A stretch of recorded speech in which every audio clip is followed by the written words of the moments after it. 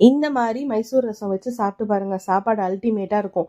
ரசம் வைக்கிறதுக்கு ஒரு பெரிய நெல்லிக்காய் சைஸ் புளியை நல்லா கரைச்சி எடுத்துக்கலாம். அது கூட 2 பழுத்த தக்காளியை சேர்த்து கரைச்சிக்கோங்க. இப்போ வேக வச்சிருக்க துவரம்பருப்பை சேர்த்துக்கலாம். அது கூட தேவையான அளவு தண்ணி சேர்த்து நல்லா கரைச்சி எடுத்துக்கோங்க. அது கூடவே பச்சை மிளகா, ஒரு சிட்டிகை பெருங்காயத்தூள், தேவையான அளவு உப்பு, மஞ்சத்தூள் சேர்த்து இந்த கலவையை எடுத்து வச்சுக்கலாம்.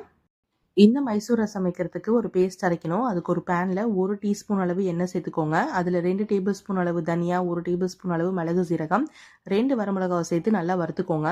இது நல்லா வறுத்ததுக்கப்புறம் 2 டேபிள் ஸ்பூன் அளவு தேங்காய் சேர்த்து நல்லா வறுத்துக்கோங்க. இப்போ இதை மிக்சி ஜாரில் சேர்த்து கொஞ்சமாக தண்ணி ஊற்றி இந்த மாதிரி பேஸ்ட் மாதிரி அரைச்சி எடுத்துக்கலாம்.